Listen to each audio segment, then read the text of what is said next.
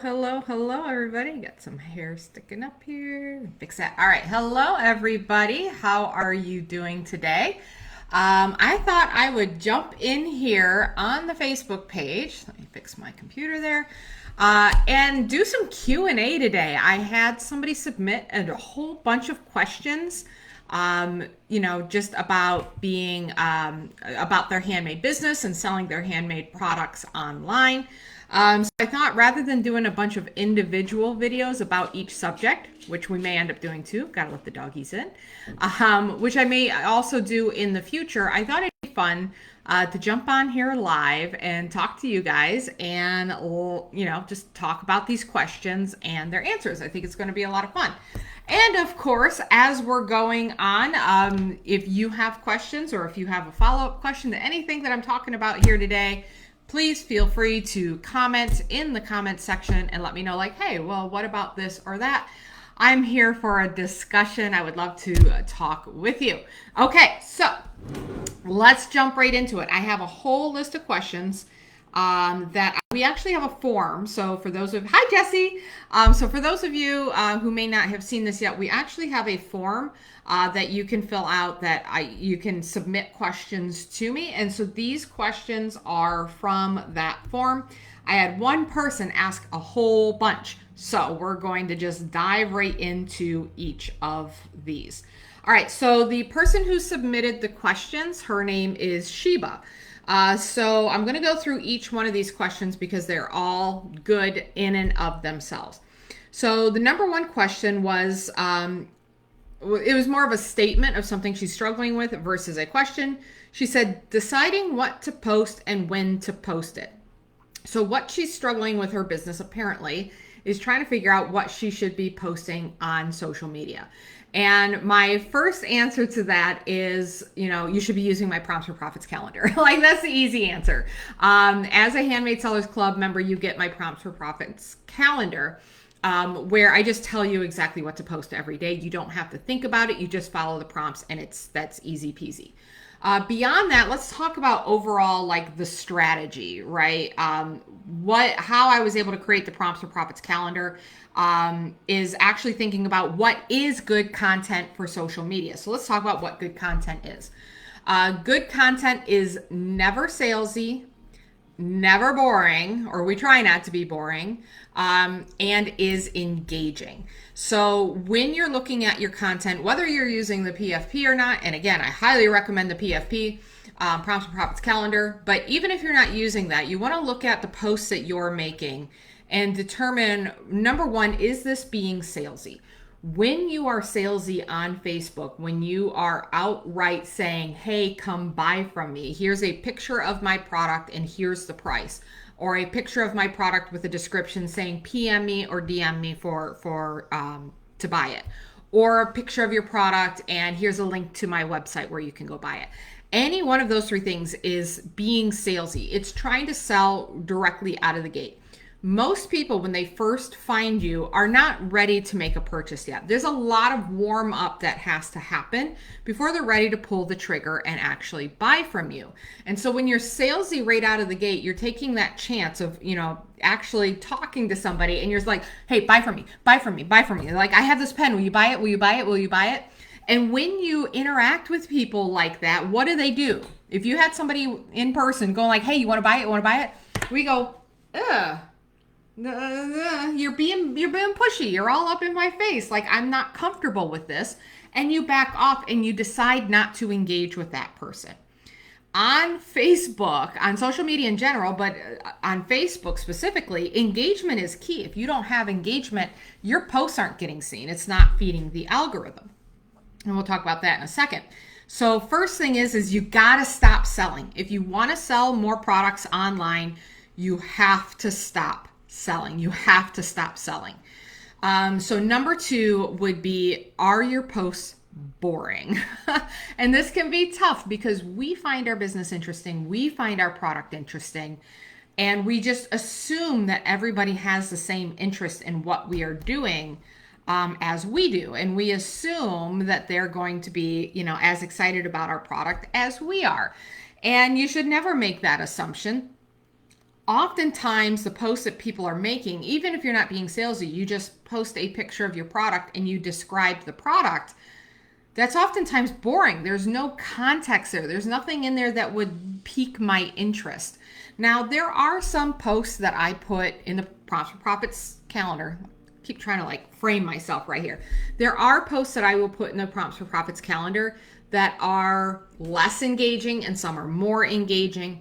But the point is, we never try to make any of them boring, meaning like, oh my gosh, why would I even read that? That's like super, super boring. We want to make sure that we're either answering a question, we're showing people behind the scenes, we're asking them questions that they actually care to answer. And I think a lot of people miss that. I see many businesses posting questions to their Facebook page and it doesn't work. And you know, a lot of my clients post questions and it does work. And the difference is the type of question that you're asking. If you're asking a question, if you're asking somebody's opinion about something that they don't really have a strong opinion about, they're not going to answer you. And you're not going to, because it's a boring question. It's like, what are you doing this afternoon? I mean, maybe if my husband's asking me that question, then there's context there because he's making plans or I'm making plans. We need to know what we're doing. But just asking some random stranger, what are you doing this afternoon? It's really difficult to get answers on that sort of thing. So when you're thinking about boring, it's not just am I asking for engagement, but are my questions actually interesting? Do people care? What's in it for them? Why should they interact with this post? Why should they even stop and read this post? If all you're doing is just showing products that you have for sale, even if you're not being salesy with prices and such, then it's just boring. It's uninteresting. This also applies to your product itself. If you have a super boring product and you're just posting pictures of your product, nobody cares. Nobody cares. So you either need to make it more interesting with the text or you need to make more interesting products that have a better story because boring will never sell you a thing. And then finally, you need to make sure your posts are engaging, that it is something that people want to react to and actually feel like they're connected to you as the business owner, that they kind of know who you are. They are following along with your story. They're commenting on things. They're sharing your posts. So you, not only do we have to stop being salesy and stop being boring, but we need to intentionally think about being engaging. And one of my favorite examples of a high engagement post would be something like a scale of 1 to 10. What do you think about this color blue, scale of 1 to 10? And you post a magnificent photo of your product that has just this gorgeous blue. I'm going to sneeze. Maybe not yet. It's right there. So you're posting a particular product that's made of this gorgeous blue and you ask people scale of 1 to 10, what do you think? And that's the kind of question where people are like, oh yes, oh my gosh, that blue is amazing. Now, if it's the most average color blue on the planet, if it doesn't have depth, if it doesn't have sparkle, it's not going to be very engaging. That's a boring question, right? It's a boring color blue, so it's boring. But if you post one that's it's sparkly and it's blue, or you say, what do you think of the sparkle of this? Scale of 1 to 10. Then that's the kind of thing where people are allowed to react in a way. They feel themselves allowed to react in a way where they can be highly engaging with the content. That they want to actually answer your questions. So that's answering question number 1 from Sheba of deciding what to post and when to post. So the when to post, I will say a lot of people get very hung up on this. What time of day should I be posting? And for me, that's kind of a dog whistle for, I'm sure the only reason why my posts aren't working is because I'm not posting them the right time of day. That's what I hear when I hear that. I don't hear, is there actually a better time of day? I hear that's gotta be it, right? Time of day has got to be important. And I see a lot of gurus out there that talk about, like social media gurus that talk about time of day. And every time I'm just kind of confused by that. They're like, oh, you got to look at your stats and see when your most engagement is. Well, that's also kind of like if you post at 2 o'clock every day and we know that usually when a post is first made within the first couple of hours is when you get a lot of your initial engagement. And then it starts to taper off after that. Sometimes it can hold steady, but it also starts to taper off. Then you would always see a bump at 2 o'clock. That doesn't mean that's when your audience is reacting more. It also doesn't mean that the person who is on at 8 won't see the post. So it's very odd to me asking this question, because if you post high engagement posts, people all day are going to see the post because it's got that energy. Now, different times a day can, maybe you're hitting different people in different ways and the algorithm is hitting it in different ways. But this idea that if I don't post at the time that is the optimal time, then it's not going to work. And I just think that's bull crap. I don't know. I've never bought into that. I do recommend posting early because it gives your post more time to gain algorithm juice throughout the day. If somebody is highly engaged with you and they come on at 8 o'clock at night and that was a good engagement post, they're going to see it. Even if you posted it at 6 o'clock in the morning, they're going to see it because Facebook's like, oh, we know you like these guys. Go check it out. The only time I say not to post is like really late in the evening. Anything after like 8 or 9 o'clock, simply because even if you get that initial spike, then it's got to go overnight where there's barely anybody on and barely anybody using. And I don't know, I can't say this for sure, but my sense is that it doesn't get enough algorithm juice at that initial spike where we want it, because fewer people are on late at night and then nobody's on overnight, and now Facebook's bringing it fresh the next morning. Well, it's already day old content as far as they're concerned. It was posted the previous day and now it's today, and I get the sense that will slow the post down. I could be totally wrong on that, but I feel like you're safe from anywhere first thing in the morning, 6 o'clock in the morning till 8, 9 o'clock at night. Now, if you say, hey, look, Allie, I've tested it. It's 8 o'clock every single day. I get better results. That's great. I'm not saying there's nothing to it. I'm just saying that so many people put so much focus on that part that I think they're missing the forest for the trees. They think that that's the answer. If I could just figure that out, then that's the answer. The best time to post is when you can post. If you say like, I'm not going to post because it's not exactly 2 o'clock and 2 o'clock is generally not considered a great time, but like 4 o'clock or something like that. I'll post it too. If a post idea pops up in my head and I'm like, oh, that'd be a good thing to post about, I just post about it. I'll just put it up there. Sometimes I'll make a post at like say 8 o'clock in the morning, and then I'll make another post an hour later because I thought of something else.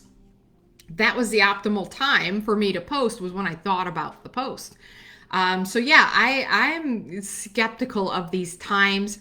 Again, I could totally be proven wrong on that, but I just don't see, we do it different times a day. Sometimes I could post at what would generally be considered an optimal time of day, but if the post wasn't as engaging, I'm not going to get as much engagement on it. And the time of day really doesn't seem to affect that as far as I've seen. We have a lot of members in Handmade Sellers Club, and I've yet to see like any strong trends with that. A lot of people post in the morning because that's when I recommend it. A lot of them post 2 or 3 times a day. And some of them will say, yeah, my evening posts get pretty good engagement. Well, great, but their morning posts are getting good engagement too. So I just don't think it matters. And then the last thing I want to say about what to post, I'm just going to mention again, Prompts for Profits calendar. Become a Handmade Sellers Club member, use the Prompts for Profits calendar so you know exactly what to post every day. All right, so now we're going to move on to the next question that Sheba asked. And again, if you guys have any questions, any follow-up questions, go ahead and put them in the comments. Sheba asked, what are the people buying now? So I just had a call with my Handmade Sellers Club Gold members. And one of my members there, I told her about this question. I said, I thought of you immediately, and she's on right now. One of our members actually sells doilies, and I have done the research. Doilies are not in fashion. Doilies are not, they're not. You know how like macrame had a resurgence, and I just did a search today for macrame, and it was around the mid 2019 that macrame just shot up in awareness for people. There was no that I can remember. There was no like, ooh, there's a newfound resurgence in doilies. But she does well. Her sales are consistent. Because here's the thing, guys.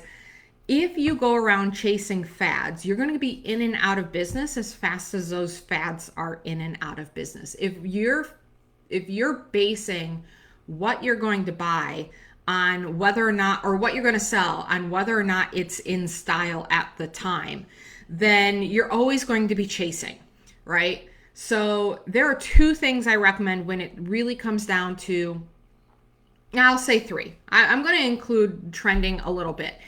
Three things that I recommend when it comes down to picking a product to sell.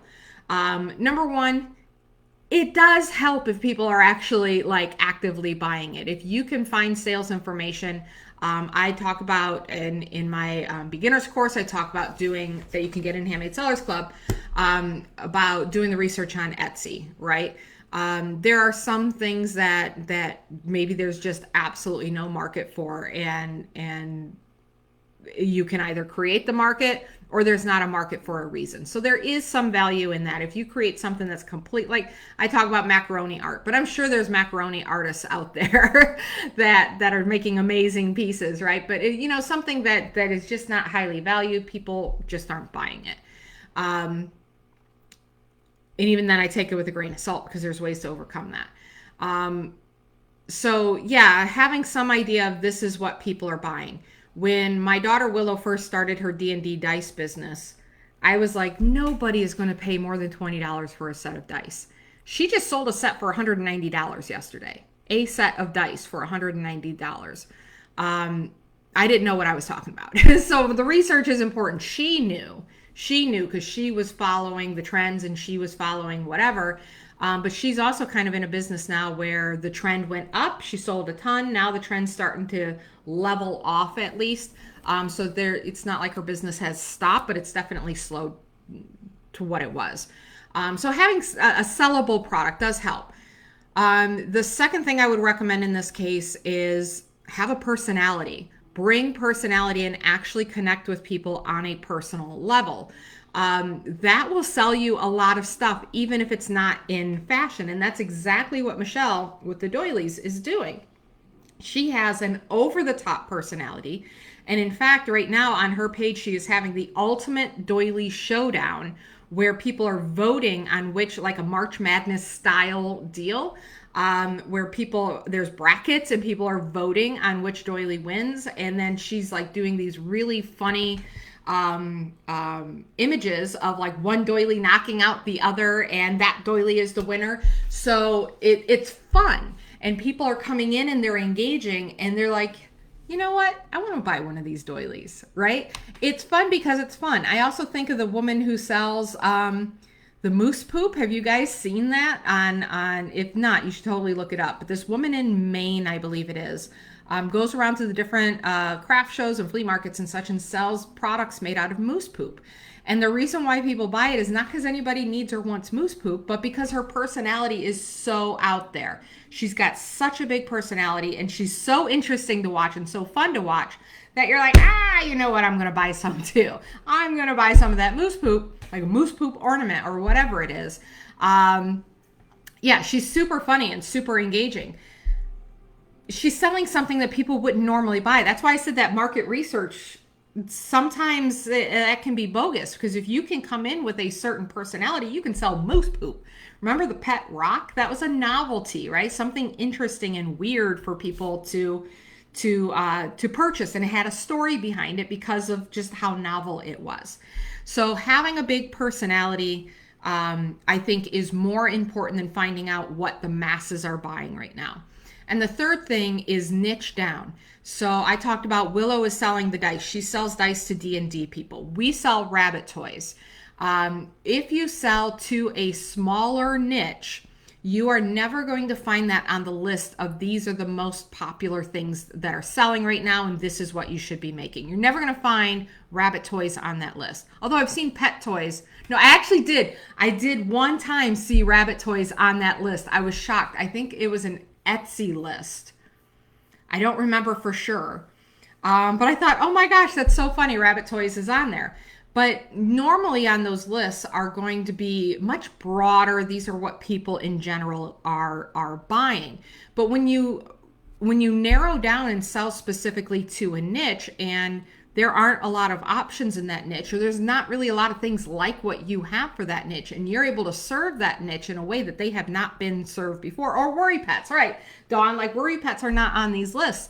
But when you niche it down to a group, this is a group of people that are passionate about something, or they all share a specific problem, like with Dawn and the worry pets, then you can sell to them a product that is tailor-made for them. We have a member that, I'm not sure if she's in Handmade Sellers Club, but she came through my super seller system. I'm pretty sure she's in Handmade Sellers Club. But she sells Masonic gifts. So people who are Freemasons, like you can't go to Walmart and buy a Freemason ornament. Where do you go? So she actually makes ornaments and just all kinds of stuff for Freemasons. And when she first came to me, she wasn't really targeting Freemasons on Facebook. And I'm like, hey, go find them. Here are the Facebook groups. Like, go find them. And she made $1,000 in her first week, really targeting in on that target market. And again, that's not going to be on anybody's list of these are the most popular things. I think niching down is the most powerful thing you can do for your business. Finding a hungry group of people that don't have enough products. One more story on that. We had a girl years ago came through the super seller system. I haven't heard from her a long time. I know she was doing it mostly as a hobby, but she was making products for people who play pickleball. And she loved pickleball. She had a lot of fun with pickleball. So she started making like backpacks and keychains and hats with pickleball on it. And she's like, I'm selling stuff like crazy. And she was a little upset by it. She was excited about pickleball, but she's like, I'm just doing this as a hobby and these people are working me to death. Like, I don't know that I want to do this because I'm so busy. Now, how many of you would love to be that busy? Like, oh my gosh, I am so busy. She stumbled into a niche that, again, they can't go to Walmart. I mean, maybe now, maybe down here in Florida, they could find something pickleball, but there's very little out there about pickleball. And this was like 3-4 years ago. I had never heard of it before.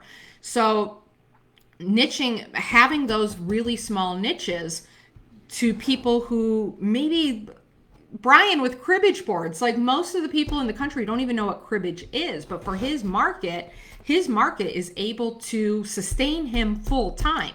He doesn't have another job. He's not retired.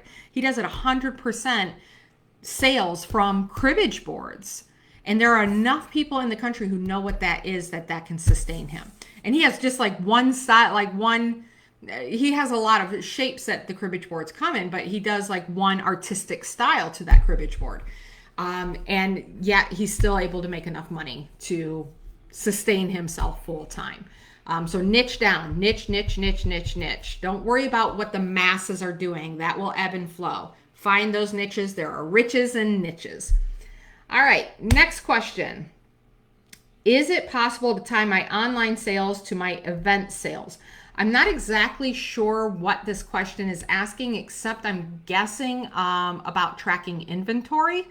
So are you able to track the products that you were selling at in-person events with your online sales and vice versa? So you can do that with point of sale through Shopify. So Shopify has point of sale just like Square is. You can also put your inventory on Square and use a Square, like a free website through Square.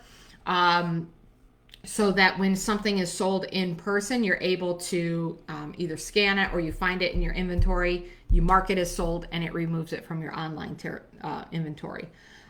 So I'm not quite sure if that's the question Shiba was asking here, but that's the answer I'm giving. That's the best answer I have here. And then how? That's how, if I understood the question correctly. The next question is, what if my market is oversaturated? Great question, and I'm going to put it right back to what I was just talking about with trying to sell to the masses. There are certain categories that you can be in, like soap and candles and signs, crochet, that may seem very, very oversaturated. The only reason, though, it seems oversaturated is you're looking at the macro and not the micro. You're looking at overall, there's a lot of people selling soap. Overall, there's a lot of people selling candles. So let me tell you a little story about my kids and candles. So there are a ton of candle sellers out there. My kids, especially Willow and Danny, they've got to have more than 50 candles. There's no way they have any less than 50 candles each. Most of them just sit on the shelf. Every once in a while they'll bring like the candle warmer outside or out in the main room, and we'll smell it there. And they probably smell it in their room, but I don't know. I'm not in their room. So they have all of these candles. They are going crazy about candles. Well, how do you stick out to kids like that? You know, Danny's 21, Willow's 19, young people like that. They bought candles from sellers who named their candles after popular anime characters. Now, there are some things that you got to be careful of with trademark and all of that. So sometimes it's just kind of a saying or a reference to those particular characters.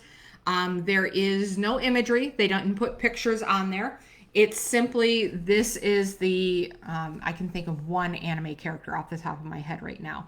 And that's Natsu from Fairy Tail. And I know for a fact they don't have a Natsu candle from Fairy Tail, but I know they have them from like Attack on Titan. So they have these animes that they're super, super into. And this person, knowing that character, says, I'm going to make a scent based on this character, even though it's not, you know, a picture of that character. So like there's no copyright infringement. And the way they're even using the text, it's kind of done in a way that it is not directly pulling things out of these animes. And a lot of these animes are really good with what's that called? Where you have like creative freedom they'll let you do things as long as it doesn't look like it's from the company themselves. Not Disney, but a lot of these anime companies will do that. I can't think of what it's called. I know it, but I can't think of it. Anyhow, so the kids are out there, they're buying candles because it's their character. They have all of these candles based on characters. And so when people look at a saturated market like candles, they think, well, everybody has access to the same scents. Everybody's doing the same things. How do I compete in a saturated market? And I say, just don't compete. Find a niche within there where you're filling up that space and create candles that they are going to lean into. So you could create candles over all kinds of different types of characters. No, they're not knockoffs because this is legal. It's going to kill me. A knockoff is trying to look like the original. This is not that. This is specifically if you are taking their idea and putting your own artistic spin on it. You can't do this with Disney. They don't let you do it. But a lot of the anime companies are good about this, that they'll allow for like an artistic interpretation of their IP. So, gosh, I can't think of what it's called, but it's not a knockoff. It's not intended to look like it comes like it's an original.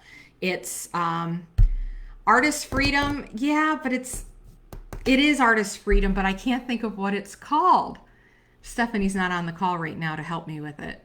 At least I don't think she is. Anyhow, point being is they're able to do that within this niche because of what's there. But there's plenty of things, like if you come from a certain area of the country, you can name candles around different cities from where you live. Yeah, you're taking artistic liberties, but it's still called something. It's called something. It's going to kill me. I'll think of it like, no, artistic license. It's kind of like an artistic license, but it's not. That's not the word. But you could name it after cities around your state. You could name it after national parks and have a different scent for every national park. You could name it after all kinds of things. They do it with D&D too, so they'll name it after certain ideas from D&D, not necessarily specific characters. But like D&D doesn't own dragons, right? Like D&D doesn't own the idea of dragons. So you can have, like purple dragon, and you can have a druid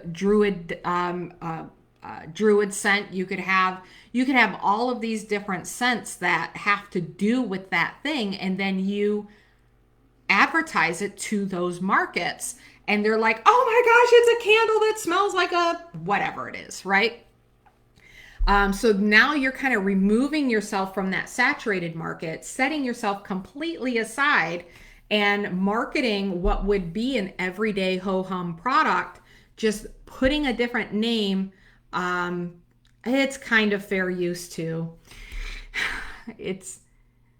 I don't think fair use is the right word, but no, fair use is a copyright term as far as IP information you can use to, it's similar to fair use, but it's not fair use. So that's one thing you could do. Another thing you could do is set yourself apart, is just use entirely different ingredients. So I had a client years and years ago who started making donkey milk soap. I mean, now you're in soap, which is saturated, but now you've completely set yourself apart from everybody else. I think there's camel milk soap. I think donkey milk is funny. It's funny, and it's whimsical, and it's interesting. Those that milk their own goats and sell goat's milk soap, that's a way for them to stand out and be differentiated. A lot of people do goat's milk. A lot of people do milk their own goats, but I am shocked at how many people don't talk about it. They're like, yeah, no, like it's to them it's ho-hum every day, but that's the thing that's actually making you interesting and helping you stand apart. I just saw the other day somebody made, and it was a big company, so they bought the rights to be able to do this, but they made a Jurassic Park soap. Well, you don't have to make Jurassic Park. You can make a Velociraptor soap, or a Tyrannosaurus Rex soap, or you know what I'm saying? There's all kinds of soaps you could make without even using the word Jurassic Park. But it's something that people are passionate about. People love dinosaurs, right? A lot of my examples are nerd culture and animals, because that's the world I live in. So, replace it with your own, what makes sense for you and your passions and things that you're interested in. We've had multiple people in my program go from having kind of a general everyday product to putting a metaphysical twist on it. And that immediately helps them find a market who's looking for that sort of product, and takes them from general everyday Walmart to very, very specialty and a specific group of people to sell to. All right. And then the next question was, how do I make my product stand out and still make a profit? That's how you sell to the right people. You find a hungry crowd and you make a product for them. And then you just get in front of them. So in Handmade Sellers Club, in my super seller system for Facebook specifically, we talk about using groups. Well, you have to have I always say putting a pin in it. You have to have a focus to your product, something that other people will see it and say, that is for me. That's how you stand out. Again, people are trying to take boring products and say, okay, how do I make my boring product, make people buy my boring product versus everybody else's boring product? The answer is stop being boring. Stop being every day. If you come to me and say, Allie, that's really great, I hear what you're saying about niches, but I don't have a niche and there's nothing really special about my product, then I don't know what to tell you. You're going to have a harder time growing your business. You're just going to have a harder time. And I don't want you to have a harder time. I want you to have an easier time. But if you insist on keeping a boring product and not finding what's interesting about it and not finding the angle that you're taking to it, you can get away with a certain amount of that at shows, because people are face to face and you're talking to them and they're picking it up and they're there to buy something, and it's just a matter of choosing what to buy. That's not the game online. The game online is to capture their attention and to hold their attention, and we just can't do that with boring products. So if you're taking a kind of everyday vanilla product from the shows and you're like, oh, I sell pretty well at the shows, I want to sell online, you're going to have a much harder time doing that. Now, that being said, you can continue to sell vanilla products at shows. You don't have to sell Velociraptor and Tyrannosaurus Rex soap at shows. I mean, if you only had those soaps, it might actually hurt you at shows because it is a little bit more of a broad demographic. And so you can include it with your other items, and you can be a little bit more broad at the show. But when you go online, forget the boring stuff, focus on the interesting stuff, like dino soaps. Like, that's in my head now, dinosaur soaps. And actually put dinosaurs in the soaps, like, you know how they do the I don't know what those are called, the soaps that have like the little scenes in them. I've seen some very complex versions of those dinosaurs, and like everything you do is dinosaur or prehistoric or something like that, and you're going to attract a very strong group of loyal followers that are like going gaga over everything that you do, telling their friends about it. Your products go from being boring to remarkable. And what does remarkable mean? Means people want to make statements about it. They want to mark it, right? I say markable. It's markable. It's willing to be, it's deserving of being talked about. Let's say it that way. So when you have a remarkable product, or a remarkable personality. You can take a boring product and put a lot of personality of yourself out there. You got to have one of the two, because if it's ho-hum boring, then you're not going to get anywhere. If you're only selling it because it's a fad, then you're going to be out of business in 6 months, a year, year and a half. It's not long-term. You don't have longevity there, because it's come and go. It's going to come and it's going to go, and we're all done. And now you have to completely change your business to jump on the next fad. I see that with like gnomes. Like, eventually people are going to be like, yeah, no, gnomes are like so 3-4 years ago. And I already feel like gnomes are starting to go down. They're still pretty hot, but they're starting to go down. But if you aren't stretching out beyond gnomes and offering other items within that medium that you're using. So if all you're doing is painting gnomes, you need to start painting some other things too. Find other things that are in that case, you can follow a fad, just as long as you're always following, like, okay, axolotls. Again, I always go back to animal references. Axolotls are big. If you don't know what they are, look them up. AXOTL something. But they are, people really like those. Certain amounts of really geeky, nerdy kids like those.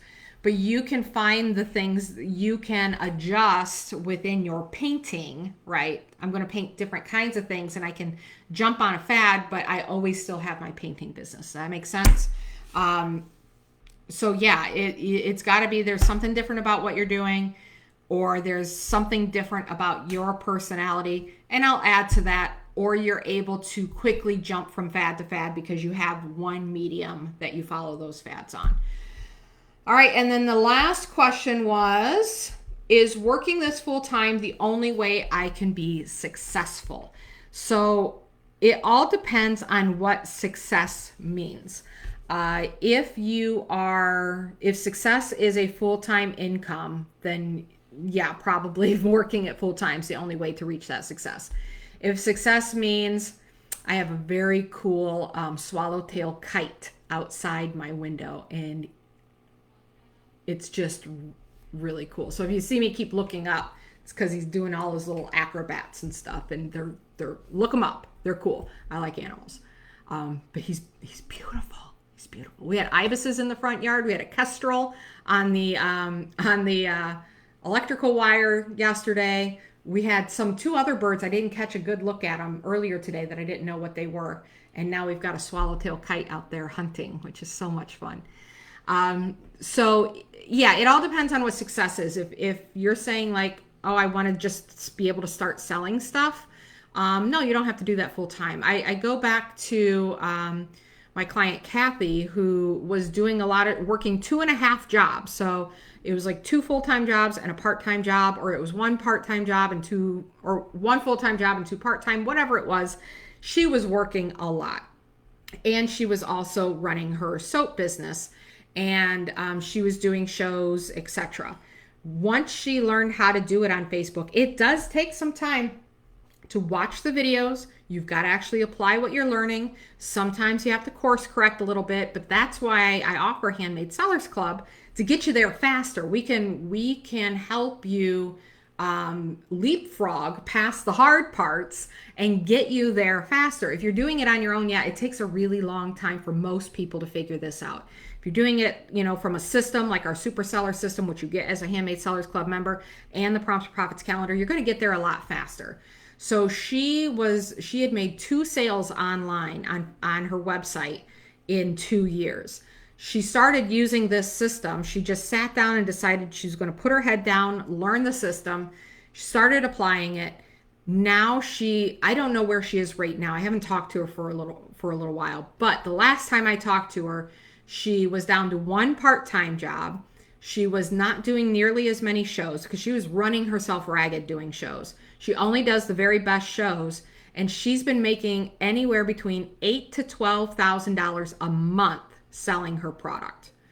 And she got started with 3 jobs and doing every weekend show she could possibly go to. I mean, she was just absolutely running herself ragged. Now she's actually making money. So, I mean, if that's your version of success, you can definitely start that. You get the ball rolling, even if you still already have a full-time job, or if you're a full-time caregiver, or, whatever your scenario is. If you have some time, I mean, are you going to be able to grow your business if you have no time to put into it at all? No. This is like anything else. It's like, can I raise children if I don't ever see them? Like, no.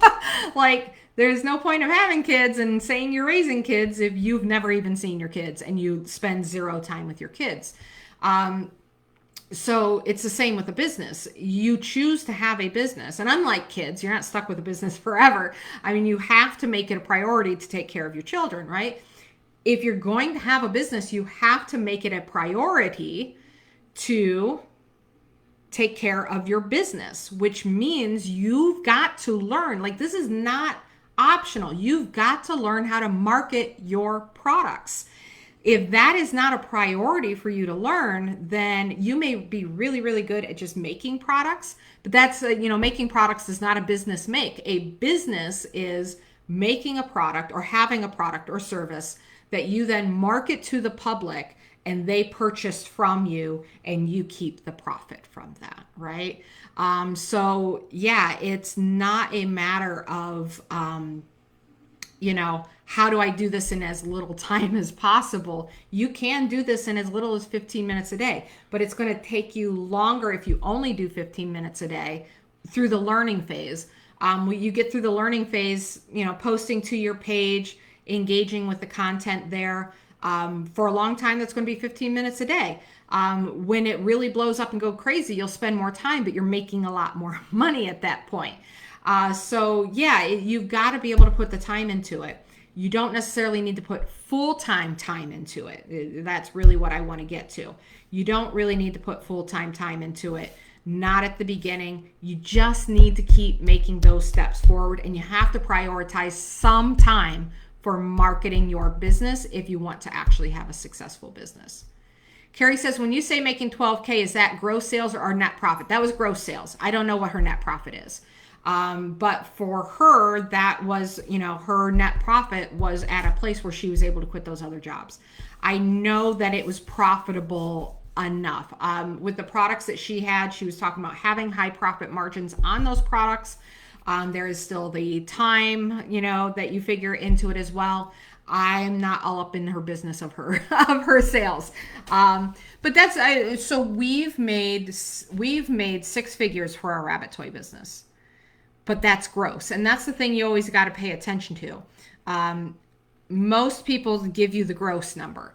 I've seen a lot of people out there saying, oh, you build a 6-figure business. And I can tell you how to build a 6-figure business too, but like we netted half of that.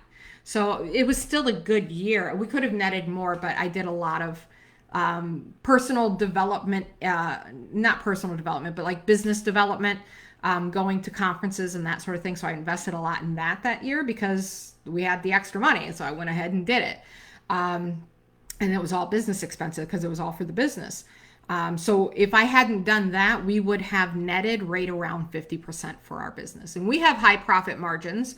takes a little bit of time, but our business was really positioned well we have products that cost us 5 to 10 cents to make and take a minute to make, and we can sell for $4, $5. So that's a really nice profit margin. Carrie said, "Great, thanks for the clarification. At 12K gross, she's doing okay." Yeah, she's a lot of handmade sellers, unless you're selling really high end art. I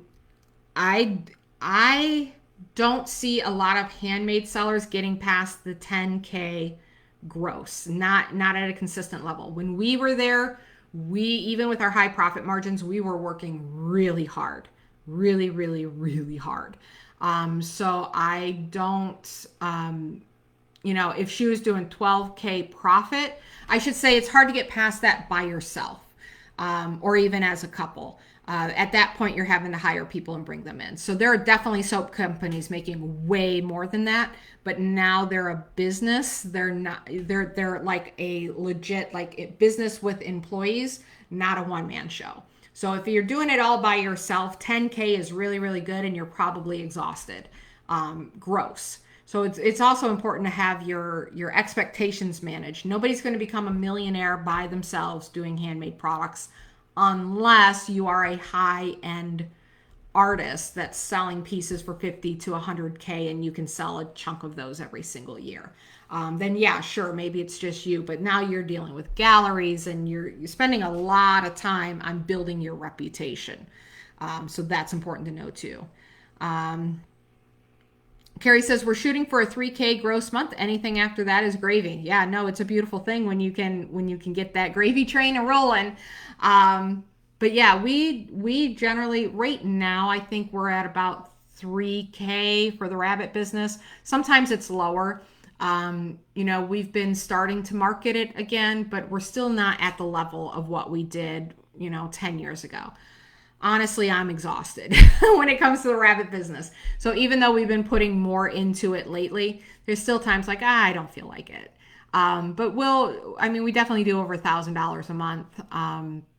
When we do sales and things like that, we'll do 3 to 4 to even up to 5.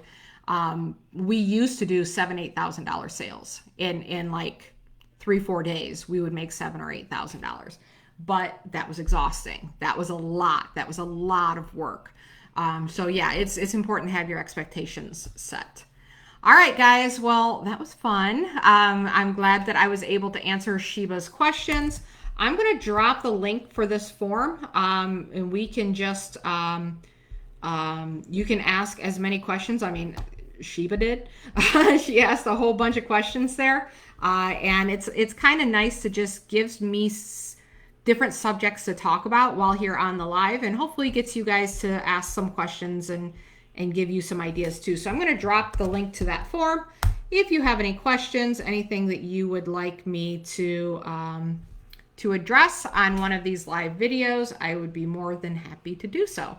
So thank you everybody for coming and hanging. Oops, I posted it from the wrong account. I'm going to delete that. Forgot I was on the wrong account over here. Let me post it while I'm here live so that you guys can all see it, and then we'll wrap up. All right. There we go.